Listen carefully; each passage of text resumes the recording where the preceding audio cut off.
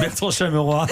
Eva, quel plaisir d'entendre votre rire également. Veille de week-end, qu'est-ce qu'il faut regarder? Le thème de votre zapping de demain, Eva? Justement, vivant, le spectacle vivant, comme Bertrand, que les chaînes se mobilisent pour faire vivre le théâtre, la musique, les spectacles d'humour, c'est essentiel. Donc, direction France 5 et France 3 ce week-end.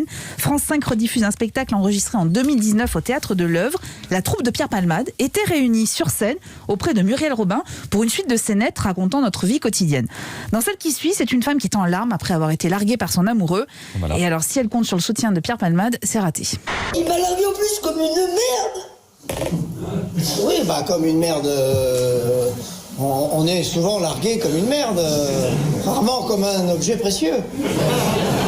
C'est-à-dire parce que l'autre trouve que t'es une merde, qui te largue. On est tous d'accord, voilà. C'est vraiment... Avec Muriel Robin, on va changer de cadre. Elle joue une mère qui retrouve sa fille au café, une maman qui a décidé que la vie des autres était pourrie, à commencer par celle de sa fille. Alors dis-moi, le boulot alors, quoi de neuf?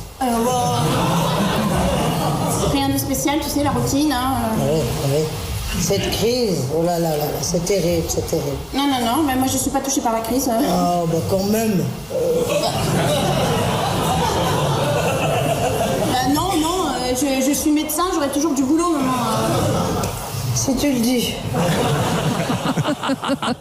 Alors, la difficulté de ce genre de spectacle, c'est de maintenir la qualité d'écriture et du jeu, du début jusqu'à la fin. Et c'est très réussi dans le cas présent, avec un final hilarant, puisque Muriel Robin reprend son sketch de l'addition avec toutes les comédiennes et comédiens de la troupe. Du rire sur France 5, donc, et puis de la culture sur France 3, grâce à Anne Sinclair et un nouveau numéro de Fauteuil d'orchestre.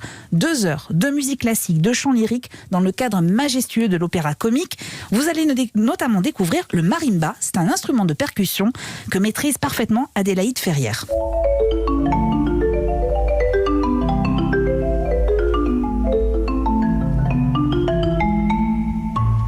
C'est absolument sublime et à la suite de ça, la jeune artiste va se lancer dans une leçon de musique auprès d'Anne Sinclair et de l'humoriste Alex Vizorek. Elle passe en revue différentes percussions et s'arrête sur le triangle.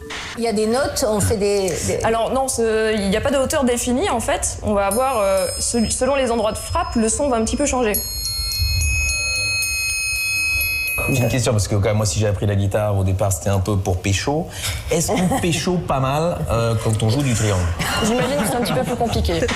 Voilà, Fauteuil d'orchestre, c'est 2 heures d'intelligence, un moment pour découvrir l'histoire de l'opéra comique, s'enthousiasmer pour une voix de mezzo-soprano ou celle d'un baryton, s'émouvoir aux premières notes de violoncelle de Gauthier Capuçon, et puis sourire avec Gueluc, Alex Vizorek ou encore Nicolas Bedos. D'ailleurs, tendez l'oreille, le voilà au piano, Nicolas Bedos, accompagné par l'orchestre pour un extrait de la bande originale de son film, La Belle Époque.